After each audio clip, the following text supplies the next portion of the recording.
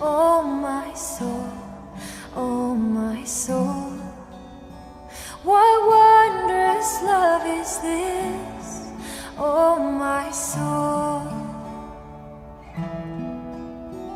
What wondrous love is this that caused the Lord of bliss to bear the dreadful curse for my soul, for my soul, to bear the dreadful curse for my soul.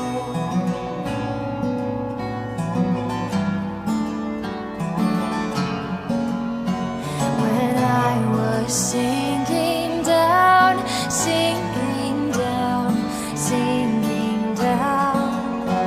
When I was sinking down, sinking down.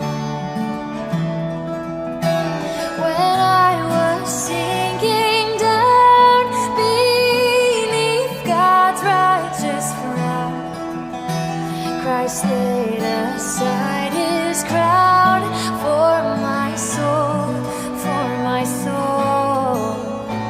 Christ laid aside his crown for my soul.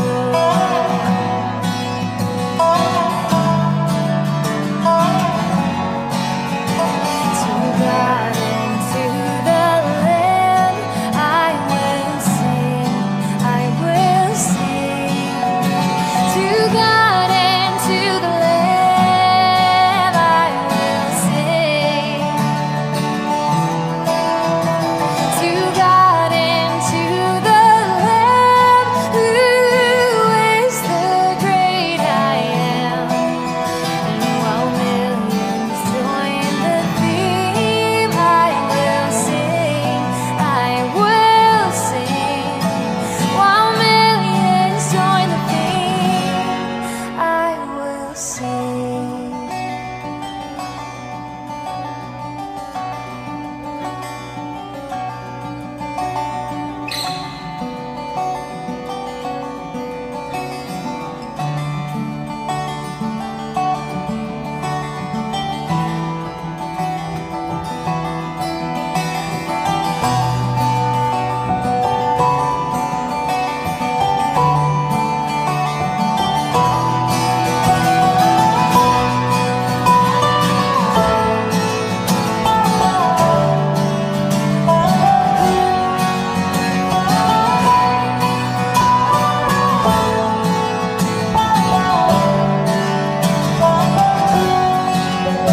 And when from death I'm free, I'll sing on, I'll sing on.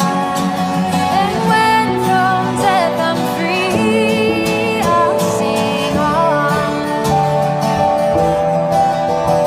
And when from death I'm free, I'll sing his love for me. And through eternity, I'll sing on, I'll sing on.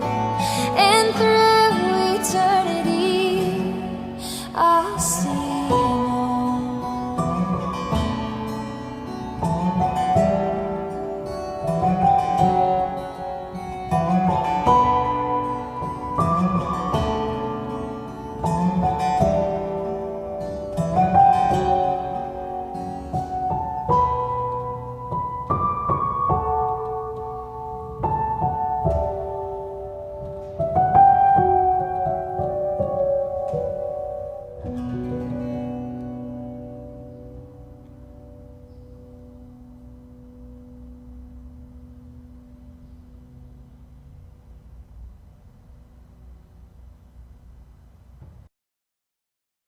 No ano 8º antes de Cristo, o escritor Homero escreveu a Ilíada e a Odisseia.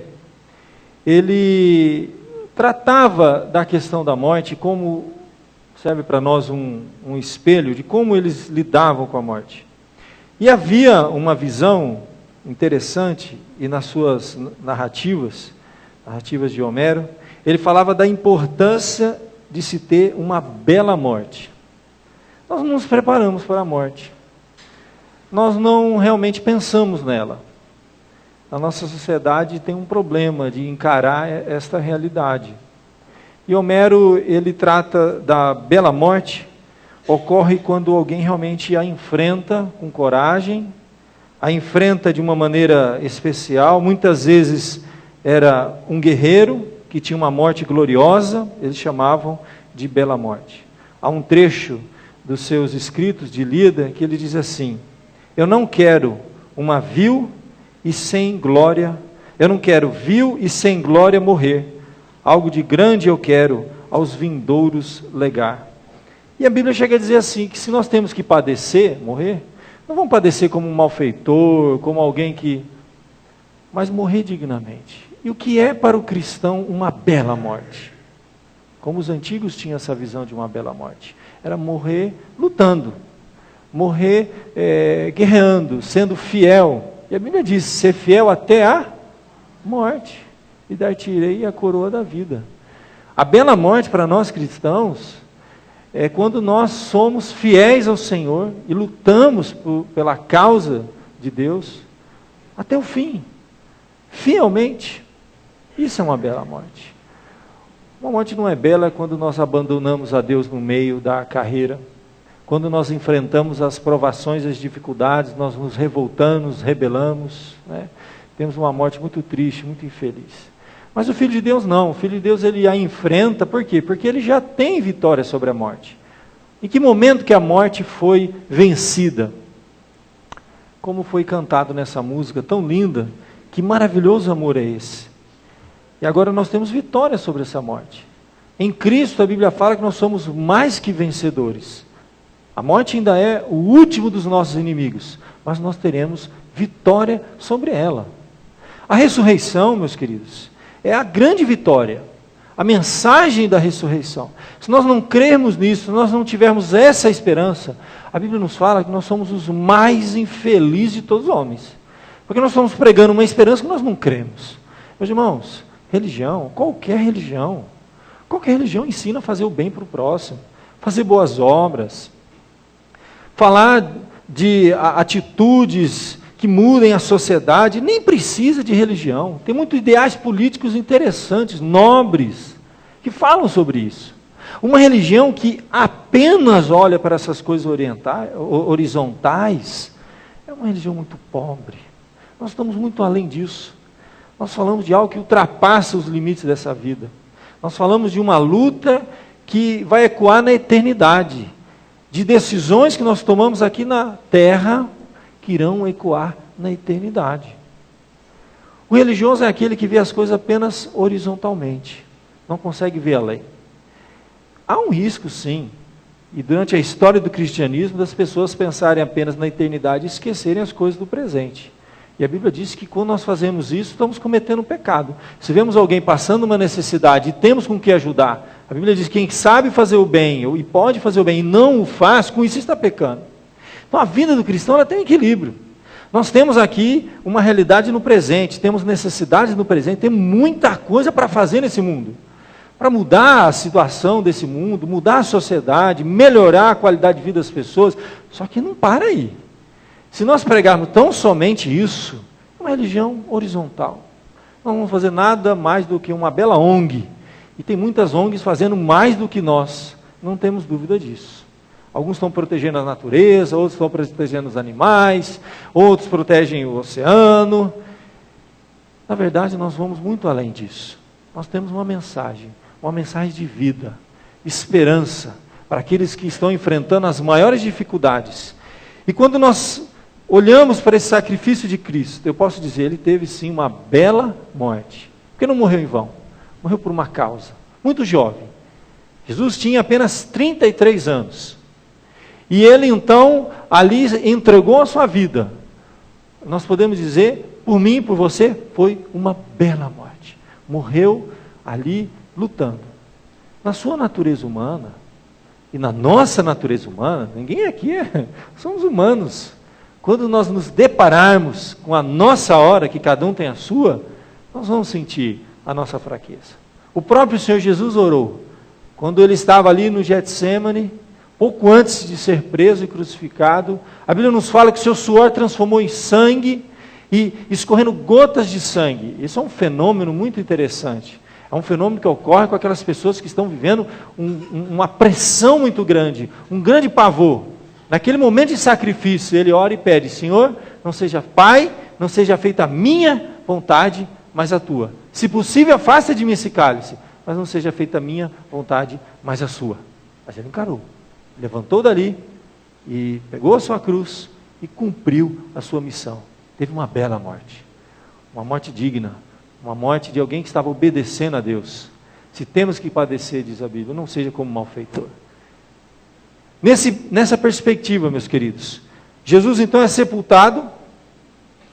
Ao terceiro dia, a Bíblia nos fala, lá no Evangelho de João, capítulo de número 20, verso 11 em diante. Ao raiar dos primeiros raios de sol, a Bíblia nos fala então que Maria, junto com outras mulheres, se dirigiram ao sepulcro. Lá no capítulo 20 do Evangelho de João, se você quiser abrir a sua Bíblia, pode deixar ela aberta, nós vamos ler alguns trechos aqui do capítulo 20, que diz assim, capítulo 20, verso de número 1, no primeiro dia da semana, Maria Madalena foi ao sepulcro de madrugada, sendo ainda escuro, e viu que a pedra estava revolvida. Primeiro dia da semana, no domingo da ressurreição, Maria então vai até o sepulcro de madrugada. Era escuro, a pedra estava removida. A Bíblia nos fala então que os discípulos apareceram, correu Simão Pedro, verso de número 2, e outro discípulo a quem Jesus amava, tudo indica que era o evangelista João, e eles então disseram: tiraram do sepulcro o Senhor, e não sabemos aonde o puseram. Lá no verso de número 11, agora para nos adiantar, diz o texto sagrado: Maria, entretanto, permanecia junto à entrada do túmulo, chorando.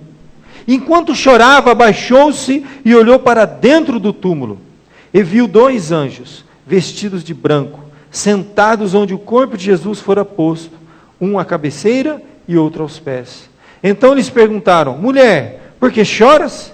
Ela lhes respondeu: porque levaram o meu Senhor, e não sei aonde o puseram. Tendo dito isto, voltou-se para trás e viu Jesus em pé, mas não reconheceu que era Jesus.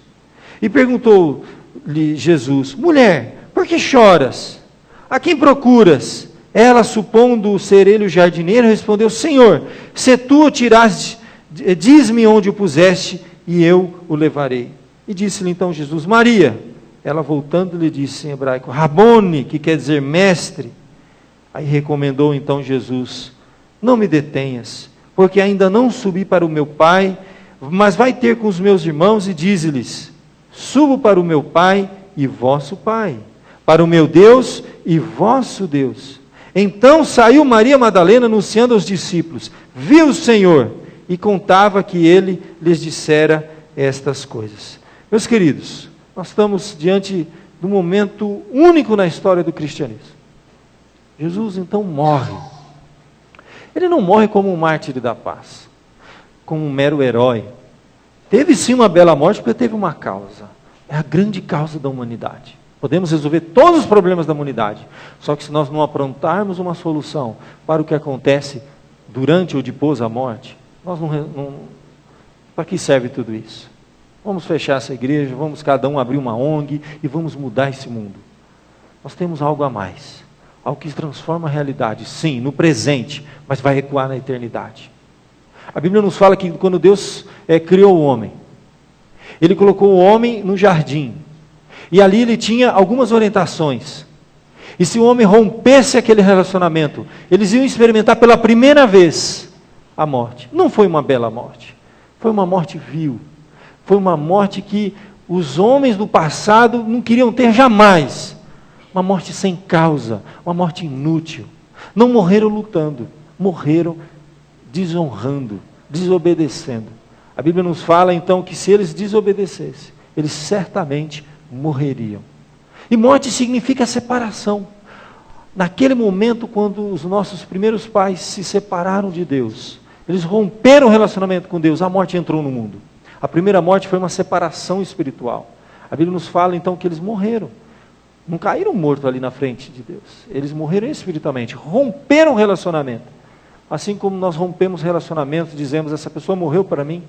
Não quero mais ver essa pessoa, não quero mais falar com essa pessoa. Naquele momento, os nossos primeiros pais experimentaram a primeira morte. Depois disso, começou um processo de morte física, biológica. Esse processo dura toda a nossa vida. Nossas células estão morrendo, nós estamos caminhando para a morte. Não tem outro significado para isso. Enquanto vivemos, estamos morrendo. Até que finalmente experimentaremos a morte física, biológica. E a Bíblia nos fala de uma terceira e última morte, que é a morte eterna. É quando nos partimos desse mundo, sem nos reconectarmos com Deus. Religião, gente, não é uma ONG que faz boas obras ao próximo.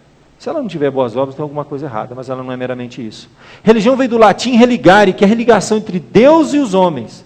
Uma religião que faz boas obras, mas não religa o homem com Deus, ela não serviu para nada. Tem ONG sendo muito mais útil no mundo do que uma religião. Religião vem daí o significado, é religação. Essa religação, quando nós cremos em Jesus, de todo o nosso coração. Quem crê e for batizado, será salvo. Quem não crê já está condenado. Enquanto temos a vida biológica, bios, nos reconectamos com o Pai, nós temos vida espiritual. Aí sim, passamos da morte para a vida. Vamos experimentar a morte biológica, mas reconectados com Deus. Quando partimos desse mundo sem experimentar a verdadeira religião, não estou discutindo denominação, não estou falando aqui de batismo presbiteriano, de metodista, eu não estou falando nada disso, gente. Eu estou falando das criaturas se religarem com o Criador. Isso é religião. Não é uma igreja, não é um prédio, não é um templo, não é uma denominação. É se religar com o Criador. E a Bíblia diz só há uma maneira de nós religarmos. Há um único mediador entre Deus e os homens. Diz a palavra de Deus, que é Jesus Cristo, o homem. Se religando com Ele, o que vai acontecer? Estamos selados. Nada mais poderá nos separar do amor de Deus, diz o apóstolo Paulo na carta aos Romanos, capítulo 8. Isso é religião. Você pode frequentar uma igreja a vida inteira. Você pode fazer boas obras. A Bíblia diz claramente que não vem de obras para que ninguém se glorie, mas pela graça somos salvos, mediante a fé em Cristo Jesus. Mas por que então Jesus precisou morrer? Ele simplesmente precisou morrer porque Deus é um Deus justo e bom. Quando Ele é bom, nós já falamos há um domingo atrás, que existe o justo e existe o bom. O justo é aquele que simplesmente faz o que deve ser feito. Uma pessoa justa é uma pessoa que paga os seus impostos, é uma pessoa que cumpre com a sua palavra, ela simplesmente faz aquilo que ela prometeu fazer, ele é justo. Nada mais, nada menos. E a Bíblia nos fala que bom só há um, que é Deus. Bom realmente, na palavra de Deus, é alguém que faz muito mais do que é justo. Mas nosso Deus é um juiz justo. Quando o homem comparecer diante de Deus, ele vai ser julgado. E nesse julgamento, toda a nossa vida, nada que tenha passado na nossa vida, nenhuma palavra, diz a Bíblia, que tenhamos dito, não deixará de ser julgada. Estamos perdidos então, alguém poderia dizer. De fato. Alguns dizem, não, vai chegar na hora, Deus vai dar um jeito, aquele jeitinho brasileiro. E Deus, que é um juiz que não é lá muito, Ele vai deixar passar muita coisa. Será que Deus vai fazer isso? Se alguém disser assim, não, mas eu faço muitas outras coisas boas para compensar os meus pecados, eu dou esmola para o pobre, eu ajudo o necessitado, será que isso vai resolver meu problema com esse juiz? Meu caro amigo, eu vou usar uma ilustração aqui que pode mexer com você. Se a sua mãe for morta e assassinada, pegaram o criminoso, levaram diante do juiz, e lá na hora ele vai argumentar, olha, eu fiz muitas coisas boas, olha, eu ajudei tal entidade, eu ajudei tal pessoa, eu fiz isso, eu fiz aquilo. O juiz vai chegar e dizer, então você tem razão, essas coisas boas que você fez irão compensar aquele crime que você cometeu, então você está livre. Agora diga para mim, você acha que o juiz que fez isso com o criminoso que matou a sua mãe é um juiz justo? De maneira nenhuma. Então lá na hora Deus não vai usar o sistema de compensação. que é tão pregado por muitas religiões. A salvação pelas boas obras. Eu faço uma coisa para compensar outra. Isso não existe na Bíblia. A Bíblia é tão clara que a salvação não vem pelas obras. É um juiz justo. Ele vai olhar para mim e para você e vai ver uma única coisa que pode acontecer para nos salvar naquela hora. A Bíblia nos fala de uma morte vicária. Jesus teve uma morte vicária. O que é uma morte vicária? Por que Jesus morreu? A palavra vicário do latim significa no lugar de.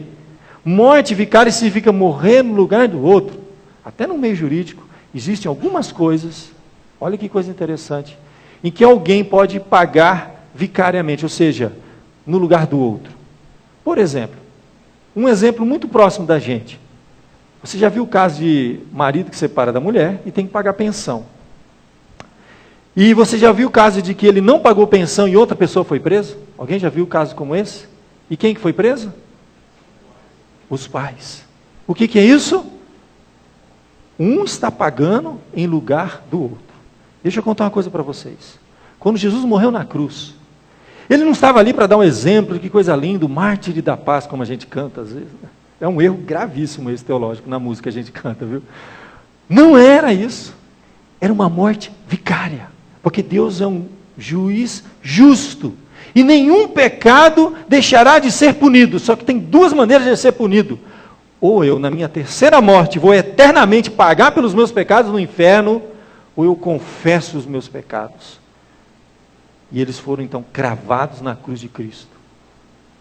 Porque quando Jesus estava pendurado, uma das últimas palavras que ele disse, nós temos as 7 famosas palavras na cruz, a última é, uma das últimas, está consumado. Depois ele vai entregar o Espírito ao Senhor e tudo mais, mas está consumado. Era uma palavra usada naquela época, está pago. Satisfeita a justiça de Deus. Quando alguém cometia um crime e pagava a sua pena, quando ele saía, era como um carimbo que era dado para ele num documento que dizia assim, olha, a sua pena está paga. Você não deve mais nada. Quando Jesus morreu na cruz, ele disse, está consumado. Não há mais nada para ser feito. Quando nós confessamos os nossos pecados e aceitamos esse pagamento, somos então justificados. É por isso que Paulo fala na carta aos Romanos, que é uma carta muito profunda. Justificados, pois, mediante a fé, temos paz com Deus por meio de nosso Senhor Jesus Cristo. Isso não vem por meio de obras, para que ninguém se glorie, mas pela graça sois salvos. Esse é o significado da morte de Cristo. Está pago. Mas se ele morresse e continuasse morto, e aí? Ele vence essa morte, quando diz o texto sagrado, que no primeiro dia da semana, Maria Madalena então vai ao sepulcro, os demais vão lá, e eles olham um túmulo vazio. As grandes religiões, você tem lá Maomé, islamismo, você pode visitar o corpo de Maomé. Você vai lá, tem um local onde está sepultado Maomé, há muitas peregrinações que são feitas lá. No budismo você tem então, quando Buda morreu, partes do seu corpo foram espalhadas em vários relicários, lá no Oriente. Você pode fazer peregrinações até. E nós vamos visitar o corpo do nosso Salvador, aonde? O cristianismo, o verdadeiro cristianismo, é a única religião do túmulo vazio. Ele ressuscitou. A Bíblia nos mostra, assim, é incontestável. Mais de 500 pessoas viram o Senhor Jesus. Ele se encontrou com aquelas pessoas. Eles tocaram em Jesus. Você se lembra daquela primeira reunião, após a ressurreição, em que os discípulos estavam trancafiados, com medo dos judeus. E a palavra nos fala que o Senhor Jesus entrou. E Tomé, que não estava na primeira reunião, Tomé era daqueles, vai um domingo, falta 3, entendeu? Perdeu a bênção de Deus. Na segunda reunião, Jesus aparece, e o que Tomé tinha dito lá na primeira? Todo mundo falou, Jesus esteve aqui, apareceu para a gente, nós vimos, e Jesus abençoou, paz seja convosco, foi dito. E Tomé disse assim, se eu não ver, se eu não tocar no lado, no furo, de maneira nenhuma eu vou crer. Tomé, como nós sabemos, é aquele que precisa ver para crer. Na segunda reunião, Tomé estava lá esperando. Será que Jesus vem ou não vem? Agora eu quero ver. Ele foi, acho que só para ver se Jesus ia aparecer ou não. E a Bíblia nos fala que Jesus entra de novo, diz, paz seja convosco. Primeira coisa que ele fala, Tomé, venha cá. No meio do culto chama Tomé. Toca aqui. E não sejas incrédulo, mas seja crente. A Bíblia diz que ele cai. Deus meu, Deus meu. Ele fala assim. Essa experiência de se encontrar com Cristo ressurreto nos leva a uma atitude de adoração. Meus irmãos, muitas pessoas estão servindo a Deus como se fosse um Deus morto. Se você olhar a primeira experiência daquelas pessoas que foram até um túmulo, a Bíblia nos fala que elas estavam com especiarias que foram embalsamar o corpo. A Bíblia nos fala que uma delas, Maria, permanecia junto ao túmulo chorando. Enquanto ela chorava, ela se abaixou, olhou para dentro do túmulo e chorava. Tem pessoas servindo a Deus como se fosse um Deus morto. Naquela hora, meus queridos, enquanto ela chorava, Jesus perguntou, mulher, por que choras? Qual o motivo daquele choro? Ela ainda não havia compreendido essa coisa extraordinária, esse plano extraordinário de Deus, que era necessário que um morresse por todos, e que era necessário que ele ressuscitasse ao terceiro dia. Ela estava tão confusa na sua fé. Há pessoas que têm uma fé, mas uma fé confusa, servindo a um Deus morto, uma vida triste, infeliz, sem compreender os desígnios de Deus. E a Bíblia nos fala então, que Jesus pergunta, por que você está chorando? A quem você está procurando? E ela olha para Jesus e não vê Jesus. Parece que espiritualmente ela estava cega, não compreendia o que estava acontecendo. E ela ainda pergunta, olha, para onde levaram Jesus? Aonde o puseram? E ela não reconhecia que era Jesus. E ela então, de novo, olha para Jesus e fala assim, supondo que ele era o jardineiro, Senhor, se tu o tiraste, o Senhor tirou o corpo do meu mestre daqui, me diz onde o Senhor colocou, que eu vou lá. A perspectiva e a expectativa de uma fé num mestre morto. Como alguém que foi fazer uma peregrinação a Meca, aos relicários onde estão partes do corpo de Buda. E ela não entendeu que aquele túmulo estava vazio, porque Jesus havia ressuscitado. Mas quando Jesus se dirige a ela, e pelo poder da sua palavra, a Bíblia diz assim, que Jesus disse para ela, Maria. E ela então olhou melhor, ouviu aquela voz. A Bíblia nos fala que Jesus diz, as minhas ovelhas ouvem a minha voz. Quando Jesus falou, parece que os seus olhos se abriram. De alguma maneira, parece que o entendimento espiritual dela, seu coração se abriu para aquilo. E ela olhou e disse assim em hebraico, Rabone, mestre. E aí Jesus então vai dar algumas orientações, recomendações. Primeira recomendação de Jesus, não me detenhas, porque eu ainda não subi para o meu Pai. Você tem que entender que a história do cristianismo, meus queridos, ela é dividida em 5 partes. Jesus estava ali no meio. A primeira, nascimento de Jesus. Nós celebramos o nascimento, falamos do Natal. A segunda, paixão de Cristo, morte, sexta-feira Jesus morreu. Mas Jesus estava no meio, ressurreição. 2 coisas ainda precisavam acontecer. A assunção e o derramamento do Espírito Santo, que é o Pentecostes. Jesus estava bem no meio, ele disse, não me detenhas, eu ainda não cumpri, ainda não terminei. Mas ele continua dizendo, a recomendação de Jesus, ele diz assim para ela, olha, vai lá ter com os meus irmãos e diga assim para eles, eu subo para o meu Pai, 4º grande evento do cristianismo, e vosso Pai, para o meu Deus e vosso Deus. E a Bíblia nos fala então que Maria Madalena saiu anunciando aos discípulos, eu vi o Senhor, e contava o que havia conversado com ele. Ela partiu de uma fé morta, triste, infeliz, sem perspectiva nenhuma, sem nenhuma expectativa após essa vida. Essa é a fé de alguém que ainda não teve o encontro com Cristo ressurreto. Eu não duvido que há muitas pessoas que servem a Jesus Cristo, mas um Cristo morto.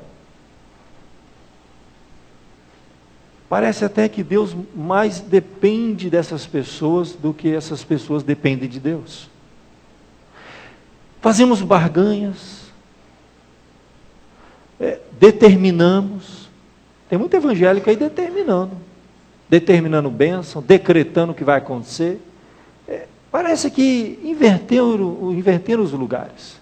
Nós estamos servindo então, parece um Deus morto, que nós mandamos e Ele obedecemos, que nós fazemos barganhas, que nós tomamos a iniciativa.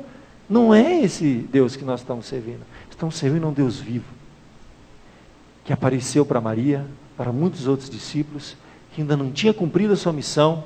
Ele ainda deveria ser recebido nos céus. Ele diz assim: vai e avise que eu subo. Mas embutido nisso é o que nós temos de mais belo, mais lindo nessas palavras de Jesus, para encerrarmos aqui a nossa meditação dessa noite. Quando Jesus se dirige para Maria e recomenda a ela as recomendações de Jesus, ele diz assim: vá e diga aos discípulos, eu subo para o meu Pai, e agora também é vosso Pai, para o meu Deus e vosso Deus. No nosso relacionamento com esse Pai, com esse Deus, nós recebemos a paternidade. Chamar Deus de Pai não é para qualquer um. É para aqueles que tiveram uma experiência com Deus ressurreto, com o Deus vivo. Chamar Deus de Pai. A primeira vez que Deus olha que coisa linda, nos convida para chamá-lo de Pai. Você se lembra quando foi? Quando os discípulos não sabiam como orar. Eles não sabiam como orar e eles pediram para Jesus: ensina-nos a orar. E Jesus então, pois bem, quando vós orarem, vocês devem orar assim. Como é que ele começa a oração? Pai Nosso. Gente, eu já falei algumas vezes do significado do Pai Nosso, mas eu preciso repetir para vocês.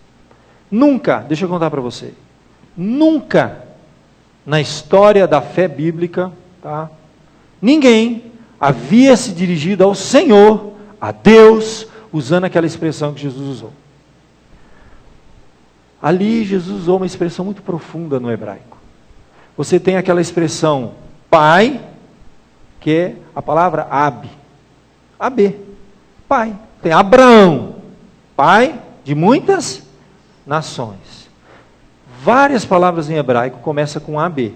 Abimeleque, Abigail, Abraão, Absalão. Tem muitas, uma lista enorme. Toda vez que você vê a palavra Ab na frente é pai de alguma coisa. Então era uma maneira de dar nome naquela época. Pai dos povos, assim, pai disso, pai daquilo. Agora quando se usa a palavra Abba, aí é diferente. É o pronome possessivo a, que significa nosso, meu Pai. Essa expressão Abba, nunca nenhum judeu tinha ousado usá-la para Jesus, para o Senhor. E Jesus coloca naquela oração do Pai Nosso, pela primeira vez, porque era a expressão que revelava uma intimidade que eles não ousavam ter com Deus, porque era simplesmente a primeira palavra que uma criança naquela cultura aprendia a dizer. Na nossa cultura, a primeira palavra que uma criança aprende qual é? Mama, papa, meu papai. Era muito íntimo, gente. Era coisa de criança.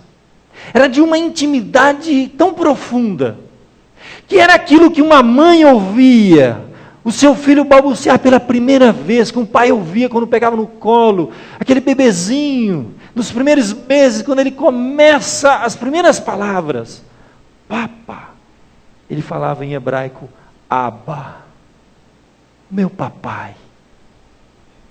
Eu me lembro de uma vez de um amigo, eu já contei essa história, mas muitos não ouviram, de um amigo meu que foi fazer um curso em Israel, e ele trabalhava para uma empresa de informática, e ele chegou de viagem, cansado, fuso horário trocado, aquela coisa toda de viagem internacional. É uma empresa chamada Amdocs, uma empresa israelense muito forte aqui no Brasil, e por acaso abriram uma filial aqui em São Carlos. E eu me lembro que ele conta uma experiência muito profunda. Ele estava dormindo, tentando ajustar o fuso horário dele no hotel, quando ele ouviu gritos, Aba, Aba, Aba! E ele achou que era água, acordou, né? Água, está pegando fogo, está pegando fogo. E ele saiu correndo, abriu a porta do hotel e saiu correndo no corredor do hotel. Estão pedindo água, está acontecendo. Aí ele vai acordando, as coisas vão se ajustando, ele percebeu a cena, não era nada disso. Eram crianças que vinham de um lado do corredor do hotel. Provavelmente vieram ao encontro do pai que estava do outro lado. E elas gritavam no corredor e passavam bem na porta do seu quarto, gritando, Aba, Aba, Aba, pequenininhos, só sabiam falar isso. E eu me lembro que ele contou essa ilustração, quando eu falei do significado da palavra Aba, é Pai Nosso. Meu querido, o que Jesus fez ao passar por a ressurreição, chamar Maria e dizer para eles, olha, vai, diga para o meu pai, que eu vou subir para o meu pai. Mas não é só mais meu pai, agora ele é vosso pai. Ele ensinou isso lá na oração do Pai Nosso. Meu papai do céu. É claro que a Bíblia faz a distinção. Assim como eu falo meu papai aqui na terra, eu posso dizer meu papai agora do céu. Pai nosso que está nos céus. Meu querido, nosso relacionamento com Deus, a Bíblia chega a dizer que nós não chamamos, olha, que Ele nos trata como amigos, como filhos. Imagina a figura do amigo. Ele diz assim que o Senhor não diz para o seu servo o que ele vai fazer, mas Deus nos conta tudo quanto Ele vai fazer. É por isso que Ele nos chama de amigos. Nós somos amigos de Deus. Chamamos o Senhor do universo de meu papai do céu. E é por isso que nós podemos, nessa nossa experiência de Páscoa, olhar a morte e o sacrifício de Jesus, o significado que estava por trás dali, é muito profundo, gente. A Bíblia nos fala que nós, ao recebermos o sacrifício de Cristo, nós somos adotados como filhos. Não recebemos mais o espírito de escravidão, diz o apóstolo Paulo, mas o espírito de adoção, o qual nós clamamos, Abba, Pai. Uma passagem que está lá em Romanos, ele fala sobre isso. Os apóstolos iriam explorar muito essa expressão, Abba, Pai. Porque nós temos um Pai.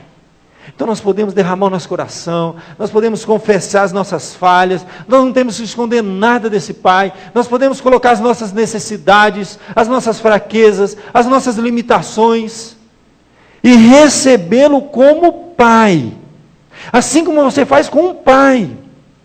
O pai cuida, o pai provê, o pai conhece o filho só de olhar. Quando o filho chega em casa, ele não precisa falar nada. Os pais olham e dizem assim, aconteceu alguma coisa na escola? Por que você está triste? Eles conhecem o coração dos filhos, só de olhar no rosto. Porque a Bíblia fala que o rosto revela o que está no coração. E a palavra de Deus nos diz que Deus conhece o coração, mais profundamente ainda. Ele conhece a sua vida, as suas necessidades, não há nada na sua vida que Ele não conheça. E você pode orar assim, dizendo, meu papai do céu, Abba, esta oração. Maria Madalena ouviu essas palavras, saiu dali no verso 18, anunciando aos discípulos, eu vi o Senhor. Ela, na verdade, foi a primeira testemunha, foi a primeira missionária, podemos dizer assim, Maria Madalena. E alguém que tinha passado por experiências difíceis. Essa Maria Madalena, ela é justamente aquela que a Bíblia nos fala que Jesus havia expelido 7 demônios.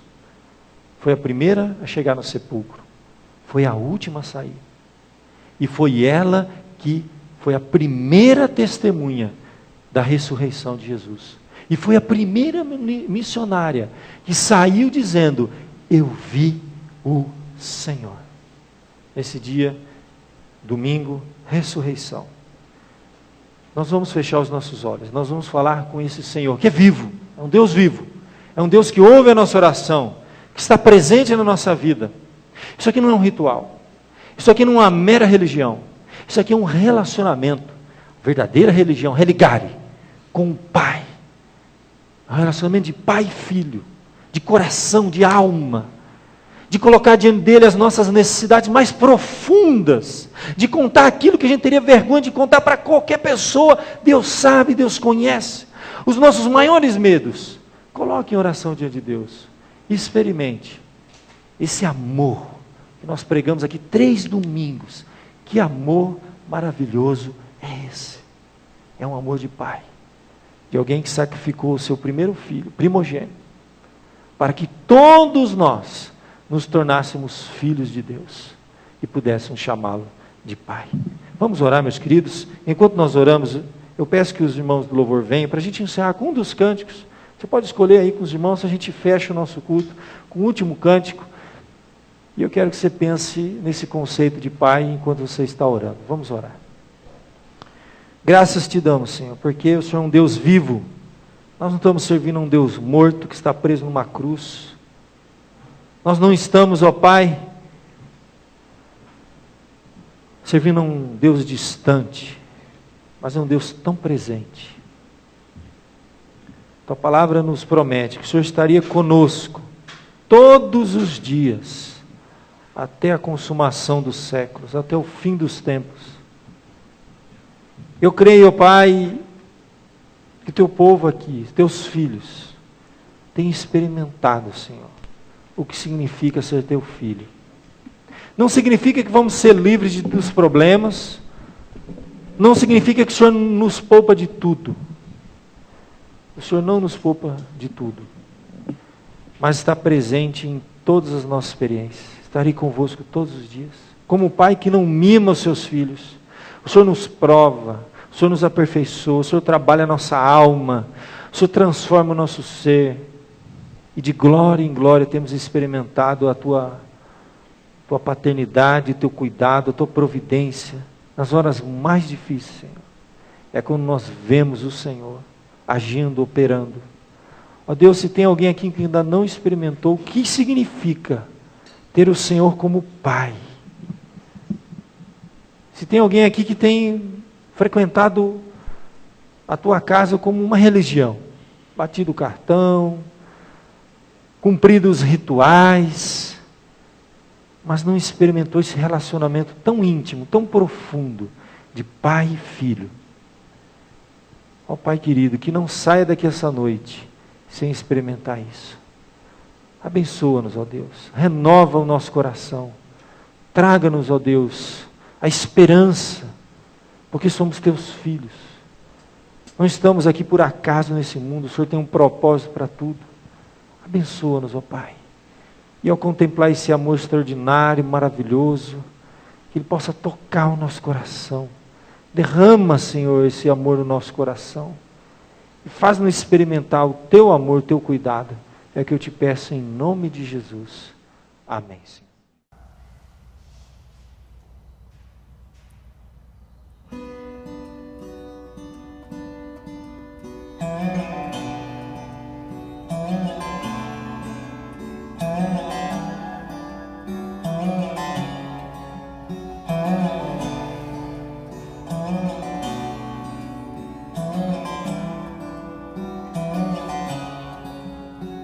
What wondrous love is this, oh my soul,